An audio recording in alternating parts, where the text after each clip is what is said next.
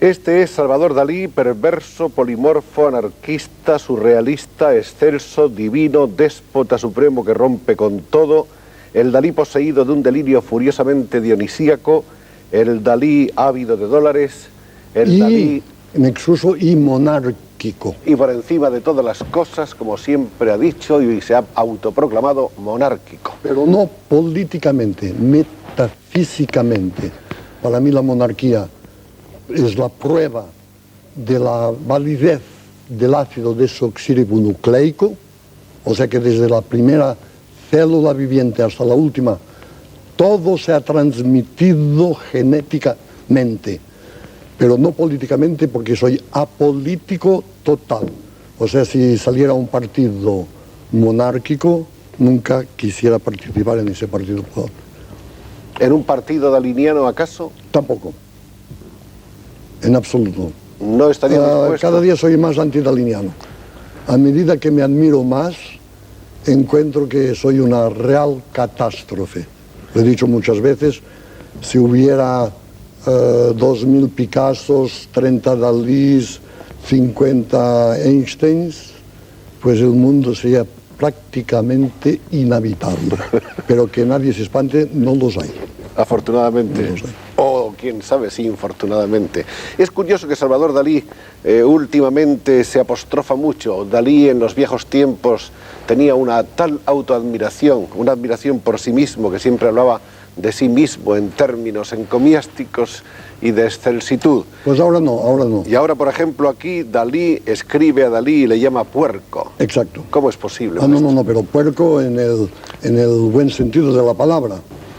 Mire la ilustración del principio del libro, en el cual se ve un puerco que va hacia el plus ultra.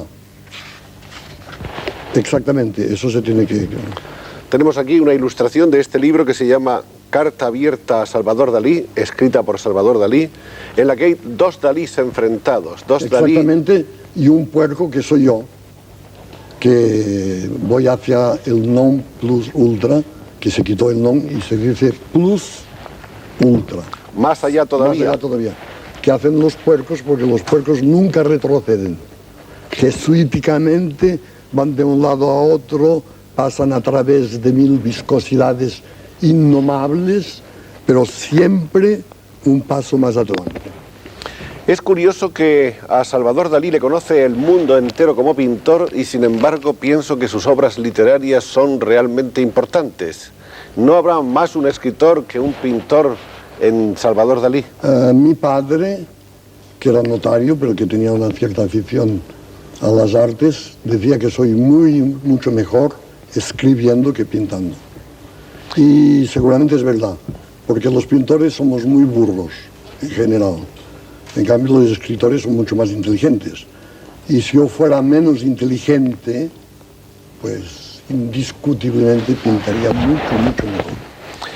El padre de Salvador Dalí, notario en Figueras, es un personaje que figura naturalmente inscrito, no ya desde antes en la biografía de Salvador Dalí, sino que diríamos también que es una constante a lo largo de su vida. ¿De qué manera el padre de Dalí y Dalí han sido al mismo tiempo gentes que se han amado y que se han odiado. Es el mito de Guillermo Tell. Mi padre me expulsó de la familia después de los desastres que tuve en la Escuela Real de San Fernando, sobre todo a propósito de un incidente, un consejo de disciplina. Vino el momento de examinarme de Historia del Arte, hicieron aquello de las bolitas, y a mí me toca Rafael. Entonces me dirijo al tribunal y digo, no me puedo examinar, porque yo, Dalí, sé tanto sobre Rafael, mucho más que los 3 profesores juntos, que no puedo examinarme. Y me echaron de la Real Academia de San Fernando. Y todas esas cosas, naturalmente, a mi padre le apesumbraban enormemente. Y ahí empezó entonces la discrepancia padre-hijo. Exactamente. Hasta expulsarme de la familia. Pero llegó luego la reconciliación en algún momento. Al final de su vida, sí. Pero la cosa que le hizo más mal efecto probablemente fue que no podía escribir con ortografía. Entonces una vez escribí la palabra revolución con 4 faltas de ortografía. Porque empecé que la revolución puse 2 R's normalmente. Después la B no era la que tenía que ser. Después en medio sentí que me tenía que parar un poco, ¿no? Entonces puse una H. En fin, y acabé con una T.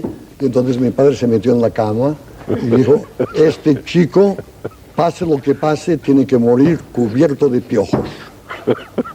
¿Qué hubiera pasado si no hubiera sido que mi esposa Gala, que es de Stalingrado, no de Stalingrado, pero que es rusa y tiene la fuerza de una batalla de Stalingrado, se puso a protegerme y ella hizo mi éxito mundial.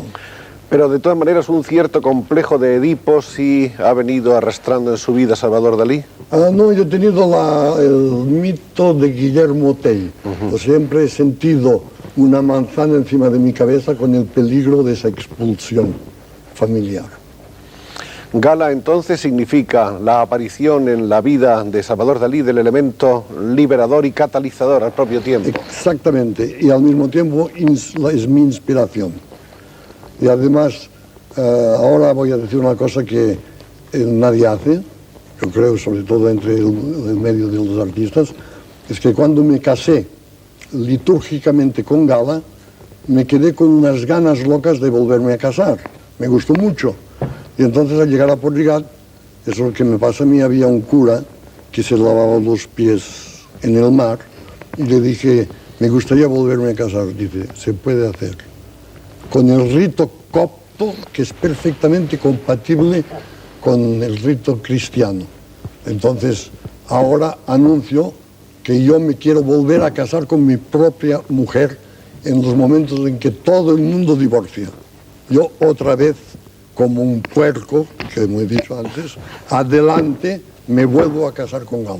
¿Por segunda o por tercera vez? No, por segunda vez. Por segunda. Litúrgicamente ya no se puede más. Ya no se puede más. Ya no se puede más. Según todos los ritos, ahí se acaba. Pero el cura me dijo, para nosotros no añade nada ni quita nada. Entonces una cosa que no sirve para nada y que sea sagrada, eso es para Dalí. Hecho como a la medida. A la medida, a la medida. Realmente ese es, diríamos, el sacramento lujoso. El plus ultra. El plus ultra. Exactamente. El más allá todavía siempre. Más allá todavía, sí. Esa ceremonia no nos la vamos a perder. Yo tampoco. Por cierto, ¿siguen todavía los cisnes de Dalí iluminando en la noche las aguas de la bahía de Cadaqués? Me excuso por el cisne que usted me trajo, pero con el turismo, Porrigat está lleno de lanchas rápidas y los matarían, es imposible. No. El último fue muy interesante como ocurrió, la muerte del último cisne. Estaba de visita, tuvo el honor de que viniera el rey de Italia, el ex rey de Italia, Humberto, sí, de Saboya a verme, y mientras estábamos hablando llega un turista negro llevando un cisne sanguinolento, todo lleno de sangre, porque lo había visto volar y creía que era un animal fantástico y le había dado un arponazo. Y desde entonces no hay cisnes en Cadaqués. Que me gustaba mucho porque a las 7 de la tarde, a esa época, empieza a anochecer, entonces yo decía a mi criado Arturo, vaya a encender los cisnes. Y entonces llevaba unas coronas con lucecitas eléctricas y era muy bonito ver deslizarse los cisnes eléctricos. Con ritmo de vals. Exactamente, o de música de vals. Con una fantasmagoría. O Albinoni, más bien, una música de Albinoni. Vamos a hablar un poco de Gala. ¿Cómo comienza en la vida de Salvador la pasión por Gala? ¿Es una cosa súbita, repentina, inmediata? Instantánea. Como que tengo, hasta ahora tocó la madera, hasta ahora tengo mucha suerte. Encontré Gala, abrí la puerta de mi casa y encontré Gala desnuda ya en la playa. No completamente desnuda, pero en aquel tiempo se quitaban ya los sostenes y todo eso. Y desde entonces fue un amor completo, intenso y tan duradero que se va a consagrar de nuevo. Y en el otro aspecto, en el de la pura creación artística, Gala ha sido siempre musa inspiradora. Y modelo. Y modelo. Todos los cuadros, sobre todo de tipo más o menos religioso, Gala aparece como protagonista. De aquel Dalí protagonista del surrealismo a este Dalí de hoy, ¿hay un abismo o estamos ante la misma persona? Estamos en la misma persona, pero con un avance tremendo ideológico. En aquel momento mi pintura se calificaba de surrealista. Hoy, ¡eureka!, he encontrado mi pintura. Esa pintura se llama hiperrealismo metafísico, que son los cuadros que estoy haciendo para dar al Museo Dalí en Figueras.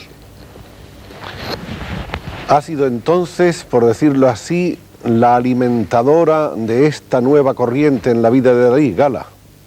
No, eso hay que decir que son los hiperrealistas americanos, porque, como que decía antes en otra interview, lo repito, pero es interesante, que tengo un cierto instinto profético. En pleno arte abstracto, yo pronostiqué que volveríamos a hacer ultrafiguración.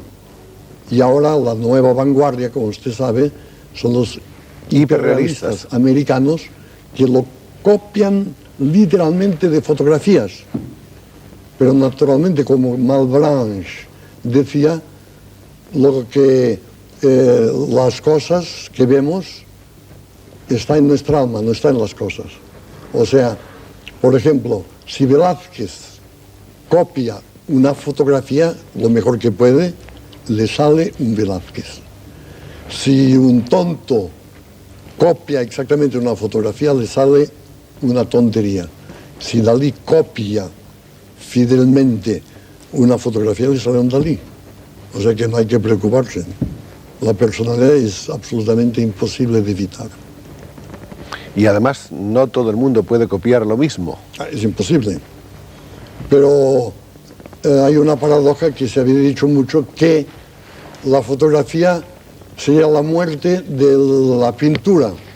Y está resultando al revés, es que gracias a la fotografía se está resucitando el arte. Y me preguntaron en Nueva York en la televisión cuál era el misterio de la fotografía y la pintura. Se vendió Juan de Pareja, el que manejaba los pinceles y se ocupaba en el taller de Velázquez. Entonces me dijeron, ¿qué diferencia hay entre una fotografía del mismo personaje, con el mismo ángulo, y una pintura hecha por Velázquez? Yo dije, pues toda la diferencia entre la fotografía y la pintura de Velázquez del mismo sujeto, sin ninguna desproporción exactamente fotográfica, la diferencia es sencillamente de $6 millones. Porque la fotografía no valía nada y el cuadro se vendió a $6 millones. ¿Siguen los dólares siendo una cosa tan importante para usted? Para mí cada vez más. No los dólares, sino el dinero en general. Porque para mí el dinero es la mística.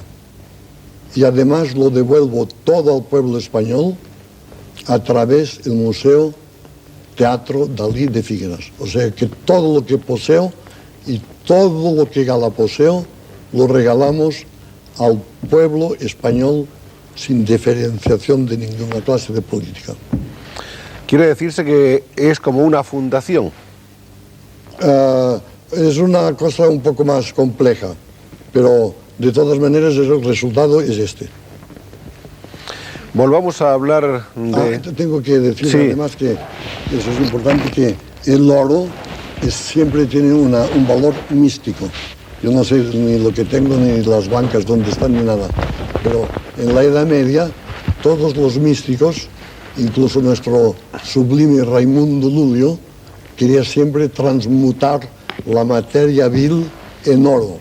O sea que la única manera de aurificar, de espiritualizar la materia vil es aurificándola, transmutarla en una cosa preciosa.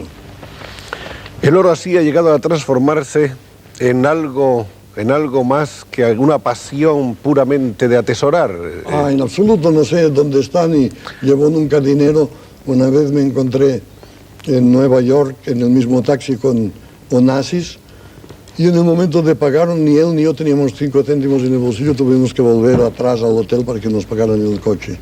Para mí el dinero tiene un valor puramente mágico y simbólico. Me parece que hace muchos años, en los años lejanos de su juventud, usted dijo que había que mover y agitar el árbol de dinero para que eyaculara su lluvia de oro. Exacto.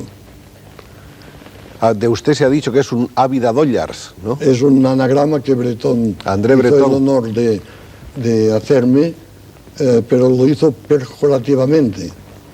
Pero se equivocó, porque cuando se habla de dólares en América les gusta más que a nadie.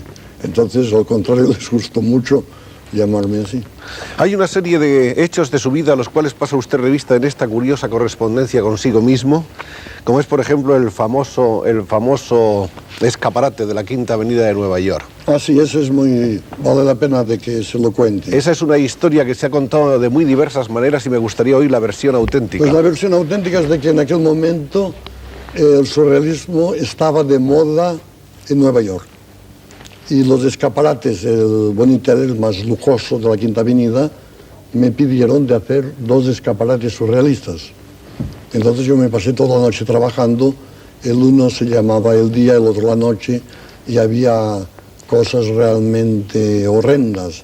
Había teléfonos en forma de langosta, había sobre todo una bañera peluda, doblada de astracán, en fin, indescriptible. Había un traje afrodisíaco lleno de pipermín y moscas, etcétera, etcétera, etcétera. Entonces yo muy contento, el día siguiente voy a ver el resultado, veo que me han cambiado el escaparate. Entonces pido qué ha pasado, dice que había demasiado gente que lo miraba y que lo han tenido que... El éxito era excesivo. Lo excesivo, como siempre en mí. Entonces yo dije que lo tenía que volver a poner, que sí, que no hablaba inglés, que me habían ya pagado mi cheque, que no tenían para qué cambiar nada. Entonces me se ocurrió una cosa, entrar en los 2 escaparates y a patadas rompí todos los maniquís y después cogí la bañera. La bañera peluda. La bañera peluda y la quise volcar para dejar inutilizable el escaparate con el agua que había. Pero la bañera rompió el cristal, un inmenso cristal, y entonces... Y salió a navegar por la Quinta Avenida. Opté para saltar a través del cristal, que la policía que me cogió enseguida me dijo, eso es muy peligroso porque si se cae, después se cae un pedazo que me hubiera podido guillotinar fácilmente. Entonces Gala llorando, todo el mundo desesperado, mi abogado llega y me dice lo mejor es ir a la cárcel inmediatamente, porque conozco un juez que va a juzgar los delitos de esa tarde, que es muy buena persona. Entonces me metieron a las 8 de la tarde en una especie de jaula ignominiosa, toda llena de borrachos y de gente que me querían pegar, en fin. Y de pronto había un señor pequeñito con las manos llenas de sortijas. Me dice, yo soy de Puerto Rico y soy un gángster bastante conocido. ¿Y usted qué ha hecho? Yo dije, no he hecho más que romper una vitrina. Y dice, ¿en qué sector de la ciudad? Yo digo, en la Quinta Avenida. En la Quinta Avenida, usted es mi protegido. Cualquier que se acercaba a mí, patadas, me defendía como un león, porque me creía un gángster sublime. Y entonces pasé de eso a ser juzgado. Había el clásico juez con el pelo blanco, escuchó lo sucedido y dice, Dalí ha cometido un acto demasiado violento, ha roto un cristal que vale $60, lo tiene que pagar, pero todo artista tiene el derecho de defender la integridad de su obra hasta las últimas consecuencias y queda libre. Entonces el día siguiente todas las primeras páginas y todos los artistas de Hollywood diciendo, a nosotros nos pasa lo mismo, hacemos una película que se tienen que suicidar y los hacen un matrimonio fastuoso. En fin, me volví un héroe inmediatamente. ¿Es suerte encontrar un juez así? No, la suerte es que no hice daño a nadie que pasaba por la calle en aquella hora, porque si hay un herido, me expulsan, me lo dijo el propio abogado, me expulsan de los Estados Unidos. Esa ha sido una de las muchas cosas, digamos, extravagantes y sui generis que ha hecho Dalí en su vida, sí, violentas. La más violenta es esta. Y la más clásica, porque hay siempre soy excéntrico y concéntrico, la más clásica es un día que fuimos a ver juntos con Jean Cocteau, que tenía mucho el esprit francés, el más refinado, fuimos a ver juntos el Museo del Prado. Y al salir en el Ritz había una especie de conferencia de prensa y preguntaron a Cocteau, si se hubiera quemado el Museo del Prado, ¿qué hubiera salvado usted? ¿Qué se hubiera llevado usted? Yo ya vi lo que iba a decir porque era un plagio de una cosa de un griego. Y dijo, mirándome a mí, queriendo decir eso, Dalí no puede hacer mejor, pues yo me hubiera salvado el fuego. Y se quedó mirándome. Entonces, naturalmente, los periodistas me dijeron, ¿y usted, señor Dalí, qué se hubiera llevado, qué hubiera salvado? Y entonces yo, como que soy un poco teatral, hice ver que reflexionaba un poco, que yo lo tenía pensado, y dije, pues Dalí se llevaría nada menos que el aire, y específicamente el aire contenido en las meninas de Velázquez, que es el aire de mejor calidad que existe. Y naturalmente, como que el fuego no es un elemento pictural y el aire es el protagonista de la pintura, el propio Cocteau cogió dos pajas de cóctel y se los puso en forma de bigote, inclinando la cabeza. Hemos llegado así sin darnos cuenta al bigote. El bigote es otra de las constantes de la personalidad de Dalí. En alguna ocasión, lejanamente, había dicho el gran pintor que eran como dos antenas que atraían una serie de efluvios casi mágicos. No, eso no era yo, era un catalán de la Edad Media, de la época de Leonardo, Juan Baptista Laporta, el cual creía que las cejas, como Platón, que le cubrían casi los ojos, y los bigotes muy largos, eran elementos indispensables para la creación artística. Se conducían como antenas y hacía una serie de comparaciones con mariposas llevando antenas extraordinarias y que tienen un instinto superior a las otras mariposas y insectos que no los llevan. ¿Usted ha notado alguna vez diferencias cuando las puntas de su famoso bigote no están lo suficientemente enhiestas? No, en absoluto, en absoluto. ¿Sigue usted utilizando azúcar de dátil? No, eso fue el principio, porque me gustaba mucho, en este momento era un apasionado de las moscas limpias. Las moscas que se pasan por la cara de los burócratas, todo eso es muy repugnante en los hoteles, es imposible. Pero las moscas limpias de Porligat, que se pasean por detrás de las hojas de los olivos, esas son van vestidas como por Balenciaga, son limpísimas y esas son maravillosas. Y cuando pinto me ponía dátil aquí y un poco de miel en la comisura de los labios y entonces esperaba el momento, bobaba de satisfacción, porque cuando pinto babo de satisfacción. Y entonces esperaba el momento en que la mosca me se iba a meter en la boca. Y cuando estaba muy dentro, cerraba la boca y entonces la mosca hacía ¡ah! Y la soltaba. Y al cuarto de hora después otra mosca. Esa era una cosa sibarítica de la pintura. Y lo hacía siempre cuando todo Francia va en bicicleta. El Tour de France ciclista me ha inspirado mucho.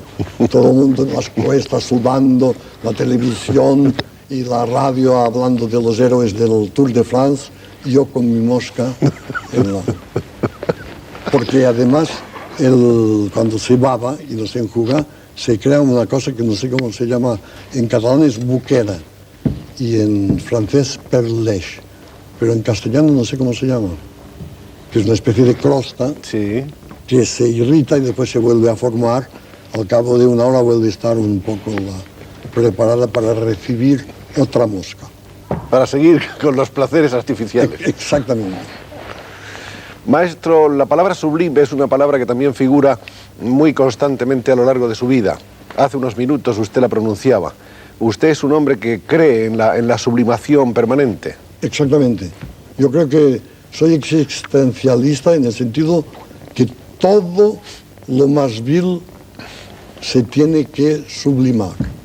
O sea que todo ser humano, por eso estoy en contra, furiosamente contra la pena de muerte, porque creo que todo ser humano, sea el más criminal del mundo, tiene algo de angélico.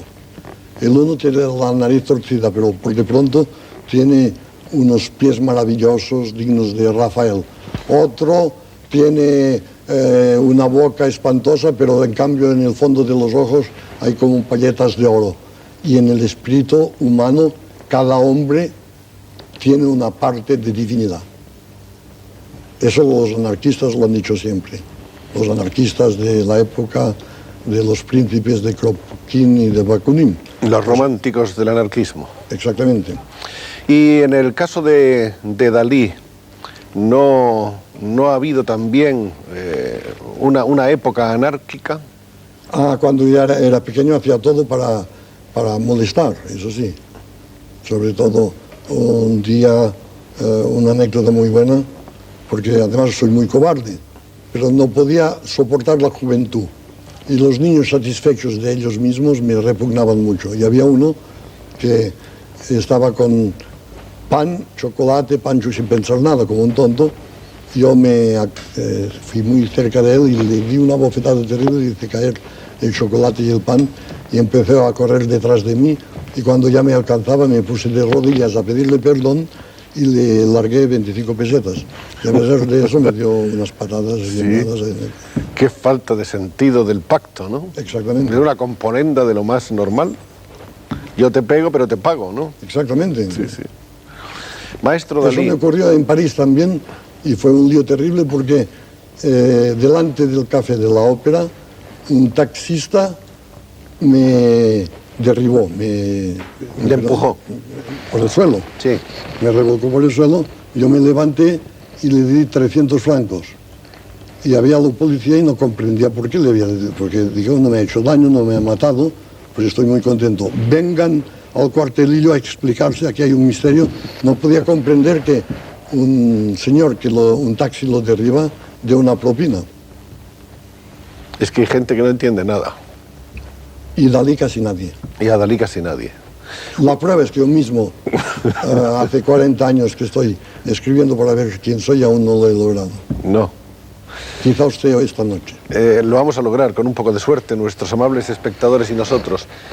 Hay, aparte de esas anécdotas más o menos excéntricas y algunas violentas, como esta que usted ha relatado, hay otras que son también, por decirlo así, clásicas, pero que en cambio tienen otro significado y que son casi como evangélicas, como por ejemplo una famosa conferencia que usted dio con una barra de pan.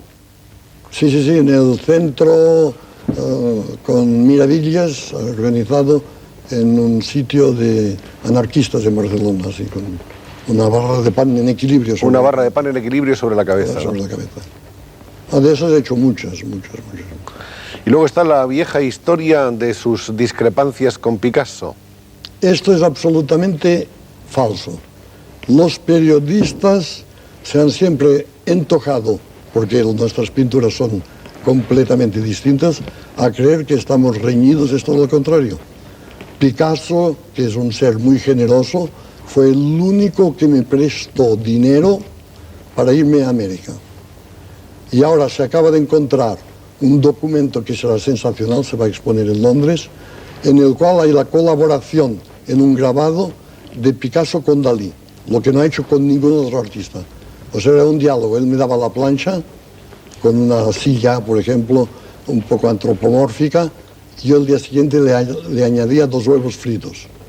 Entonces él encima de los huevos fritos ponía una espiga de maíz. En fin, es una cosa hecha en colaboración. ¿Fueron ustedes entonces buenos amigos? Muy buenos amigos, y cuando se abrió el Museo Picasso en Barcelona, yo regalé, me parece, 50 grabados y Gala un collage magnífico que está allí. ¿Piensa usted que... Y se acuerda que cuando yo vine a España, lo primero que dije que forma parte de nuestro patrimonio y que no nos importa un pito si es comunista o no, y que tenía que regresar a España. Hay una frase famosísima que dijo usted, ¿cómo era? Picasso es comunista, yo tampoco. No, era mucho más larga. Era más larga. Español, yo también. Picasso es un genio, también. Picasso es comunista, yo tampoco. Eso. Y entonces parece que Picasso dijo una cosa muy bonita.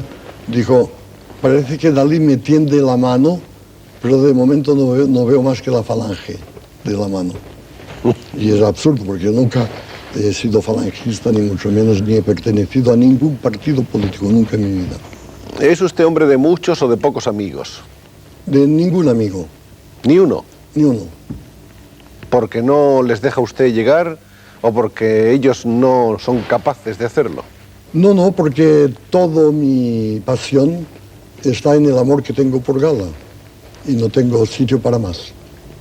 Ahora los aprecio y muchas veces incluso les hago regalos, pero una amistad que no me pudiera pasar, eso no.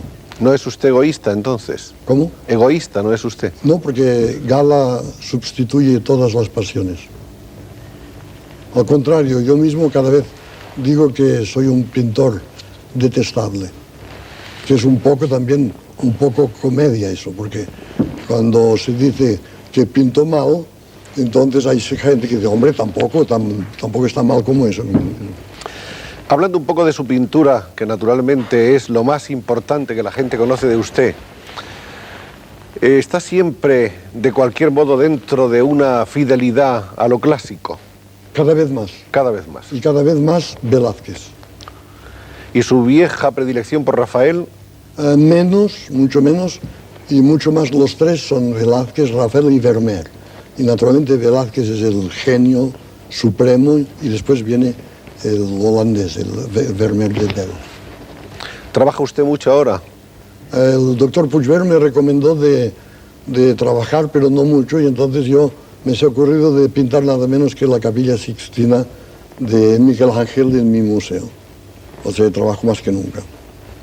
Eso nos hace recordar que usted ha estado recientemente con quebrantos de salud y creo que a todos nos gustaría saber que está usted restablecido plenamente o en vías de estarlo. No, estoy mejor que antes. Y el doctor Puigvert, que es un genio, me ha dicho que dentro de poco estaré mucho mejor. O sea, una segunda juventud. ¿Tiene usted previstos sus viajes habituales a París, a Nueva York? Lo mismo, siempre lo mismo. O sea que el calendario continúa... Continúa lo mismo. Este año vine más pronto porque me encontré mal y enseguida quise estar en Barcelona, en la clínica. ¿Qué significa para usted ese anhelo de perfección técnica en su obra? Porque una vez un crítico dijo, el defecto de Dalí es de que es demasiado perfecto. Y entonces yo le respondí, la perfección no se obtiene nunca, que es lo mismo que dijeron a Velázquez, le dijeron, el rey le dijo, parece que se dice mucho que usted no hace más que cabezas. Y después es un gran honor porque en mi vida no he visto nunca una cabeza bien pintada. Y después le salió con Breda y con Las Meninas y con esos cuadros que realmente...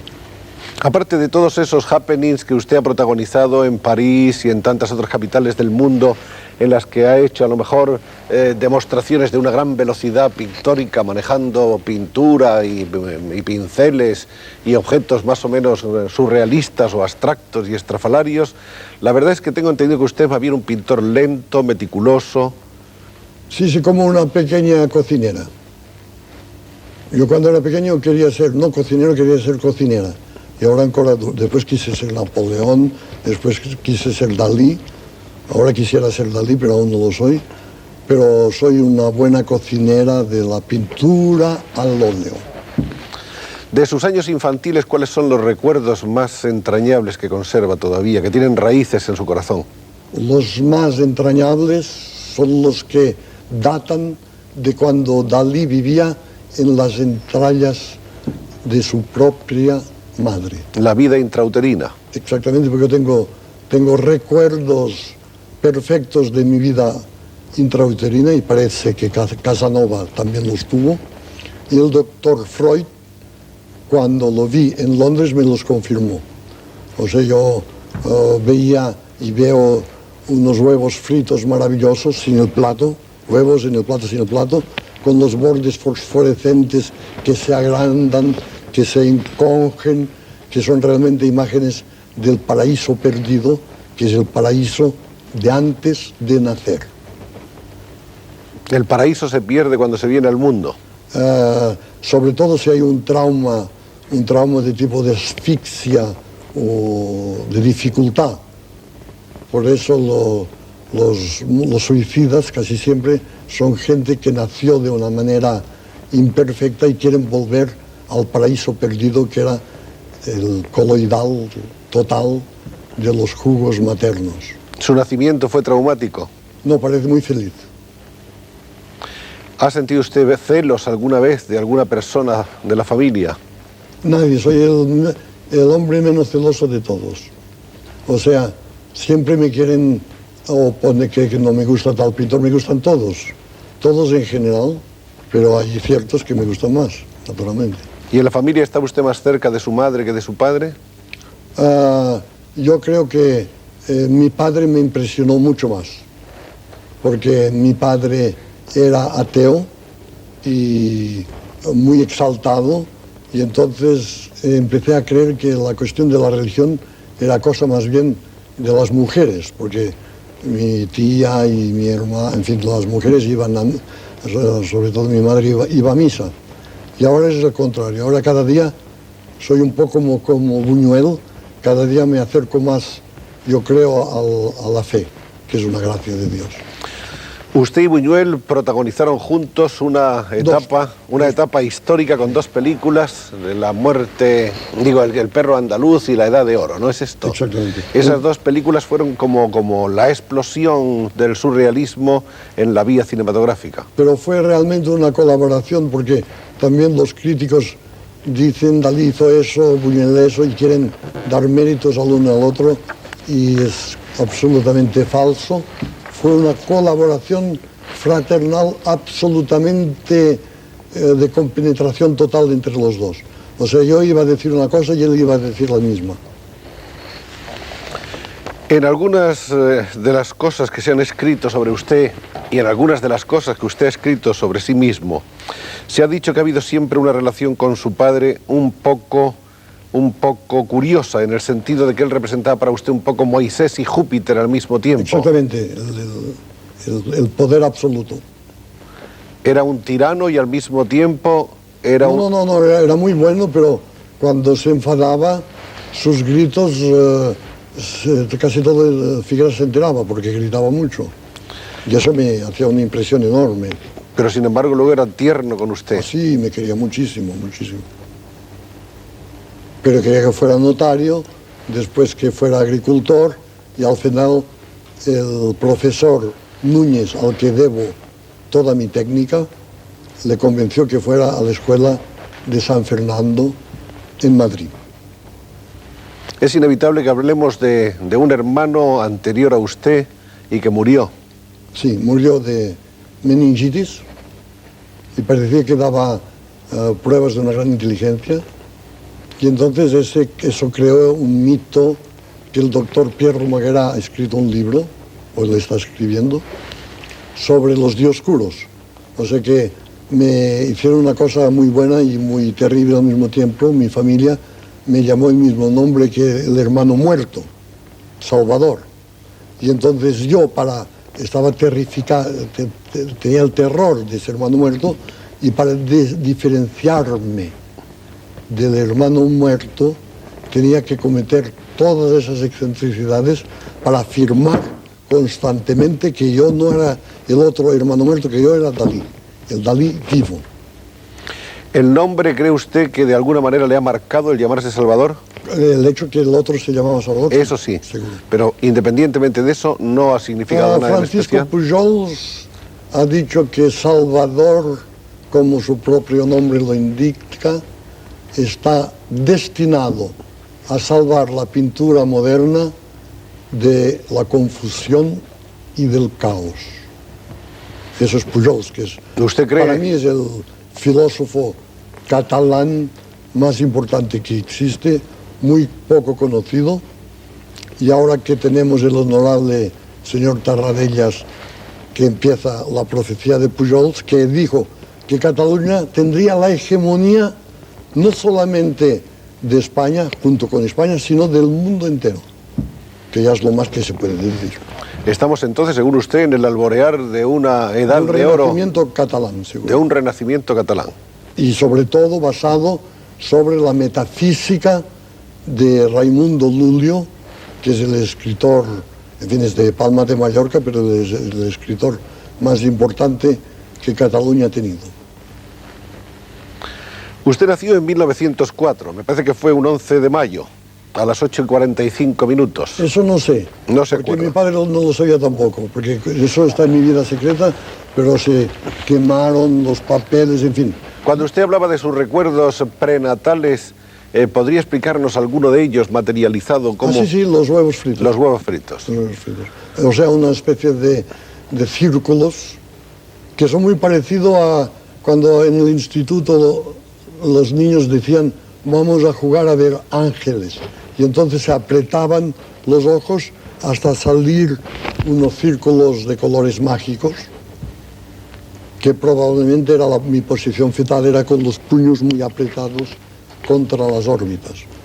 Y así Eso veía. fue un gran honor el momento en que conocí al doctor Freud en Londres, junto cuando fue expulsado de Austria.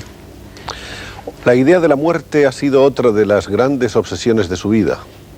Sí, pero cada vez menos, porque creo que llegaré a tener la fe en la católica, que eso es una gracia única, y de creer en la inmortalidad del alma. Entonces, cuando ya se cree en la inmortalidad del alma, ya el miedo cesa completamente. Es curioso que el primer Dalí de que se tiene noticia fuese precisamente un autorretrato, pintado en 1914 y que creo que se llamó Niño Enfermo. Exacto, sí.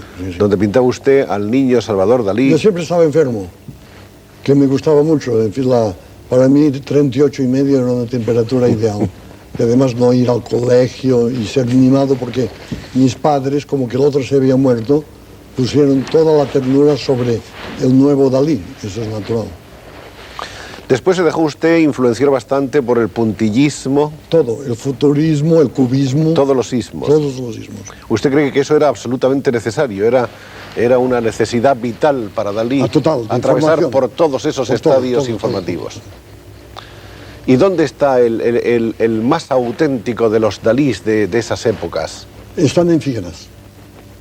Pero quiero decir, de esas épocas, el Dalí más puro, el más profundo, el más esencial, está en el surrealismo, está en el puntillismo. Yo siempre digo lo mismo, pero me equivoco. Está en mi último cuadro, que lo pinté durante 4 meses y es Dalí pintando a Gala reflejados en un espejo. Y eso, por el mismo precio, es un cuadro estereoscópico, porque ahora en vez de pintar un cuadro, pinto dos de casi iguales que fusionados por un sistema de espejos producen la ilusión total de la tercera dimensión. Ese cuadro Está en el Museo Dalí. Está en el Museo Dalí. ¿Y se va a quedar en el Museo Dalí? Sí. ¿No está hecho para que viaje? No. Yo creo mucho que la gente que se moleste, que vaya allí a verlo. Porque hasta ahora usted pintaba 1 o 2 cuadros al año, 4 o 5 meses por cuadro, y el resto del tiempo lo dedicaba usted a sus viajes, a sus exposiciones, a ver a los marchantes y generalmente a traerse para acá importantes cantidades de dólares para engrosar sus cuentas. Ahora es todo, se especializa en enriquecer el museo. Todo está centrado en el museo, es en el mi museo. obsesión actual. ¿Y cómo definiría usted su museo en este momento, tal como está ahora? Pues es un museo inacabado y que nunca será acabado y que cada semana hay cosas nuevas y desconcertantes.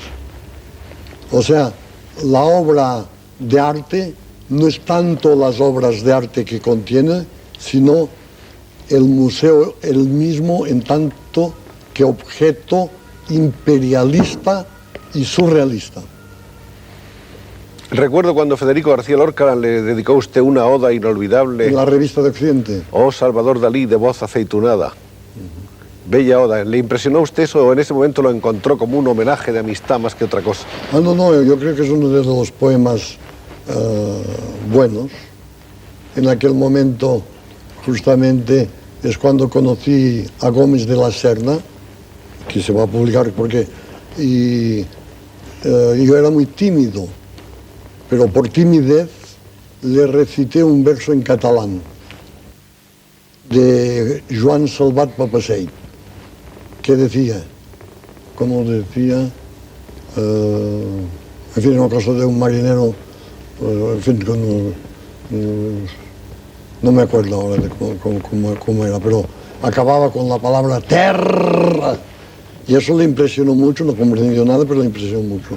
Y la prueba es de que muchos años después he sabido que su obra última era un libro que no pudo acabar a causa de su muerte.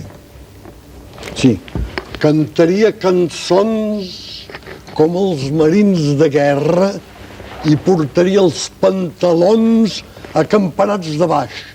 Ni els meus sabrien quan tornaria a terra. Entonces Ramón de Gómez de la Serna me miró y le gustó, pero no comprendió absolutamente nada. Pero quedó clavado mi personalidad de tal manera que ahora sale el libro de Ramón. Este es el libro, el último libro de Dalí por ahora, Dalí por Ramón Gómez de la Serna, un libro que quedó inédito y que consta de 3 partes. Ilustrando un poco. Este libro une 2 nombres gloriosos de la cultura española, los del escritor Ramón Gómez de la Serna y el pintor Salvador Dalí. Y hay una serie de ilustraciones realizadas exclusivamente para este libro por Salvador Dalí. Es un libro bellísimo, como puede verse, donde están 2 genios juntos, porque no cabe duda de que Ramón era un genio de las letras, era un inventor, un renovador. Las greguerías son maravillosas.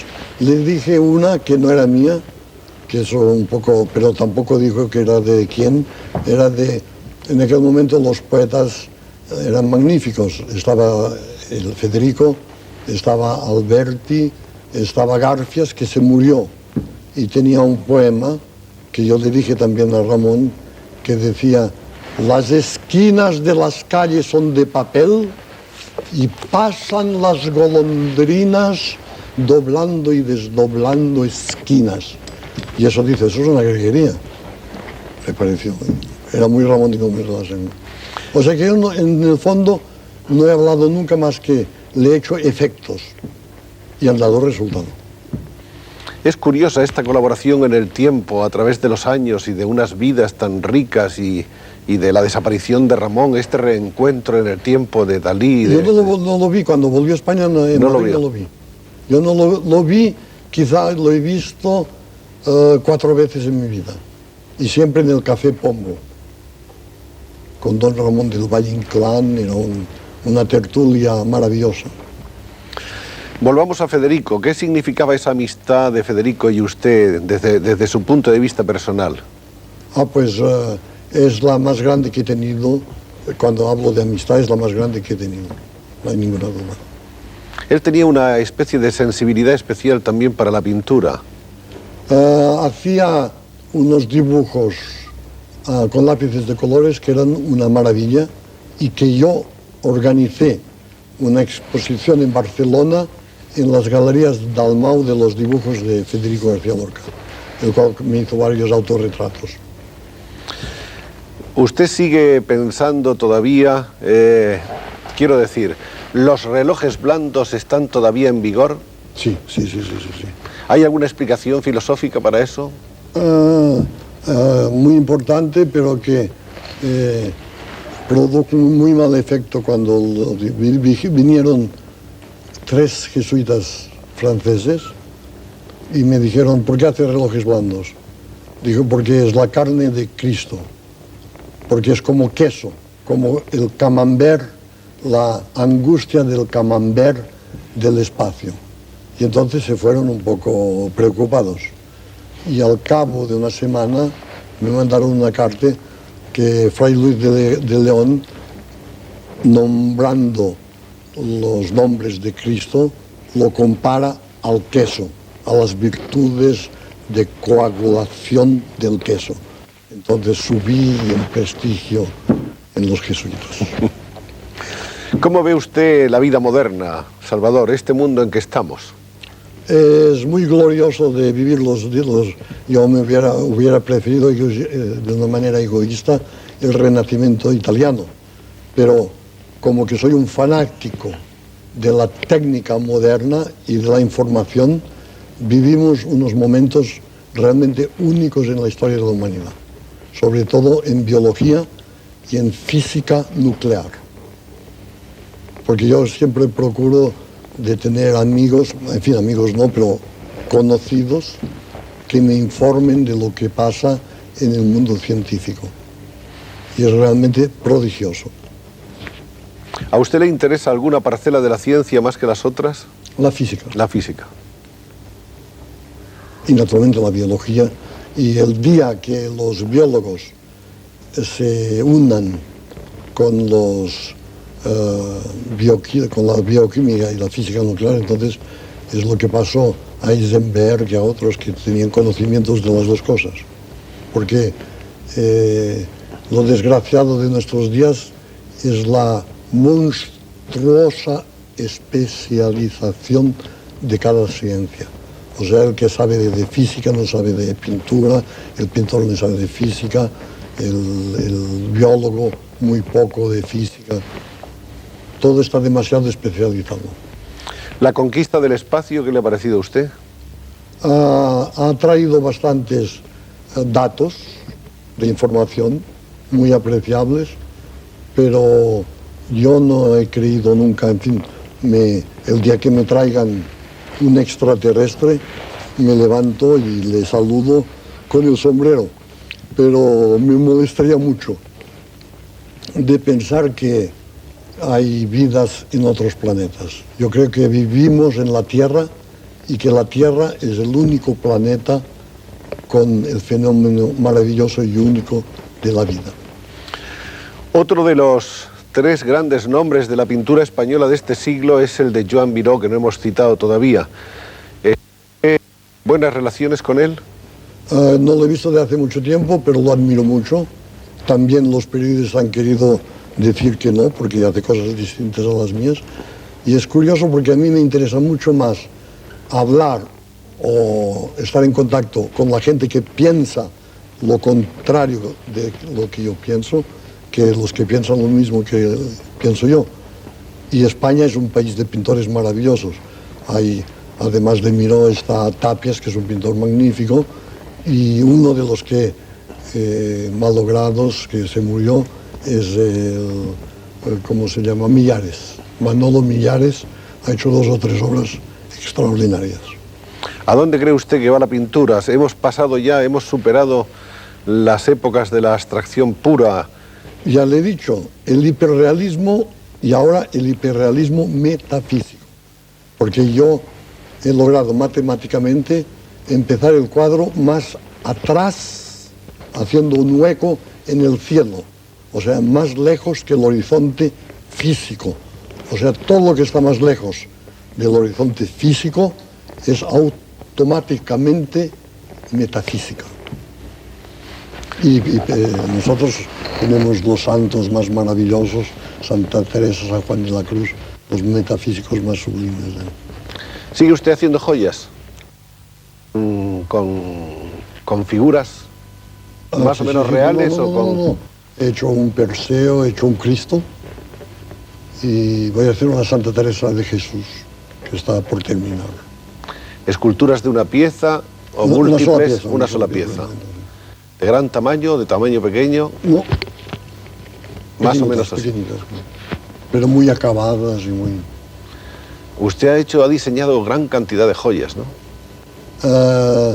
Desafortunadamente la poseedora de esas joyas acaba de morir en los Estados Unidos y como es una fundación, no es una indiscreción decirlo que hay posibilidades de que las joyas de esa fundación volvieran a integrarse al patrimonio artístico de nuestro país.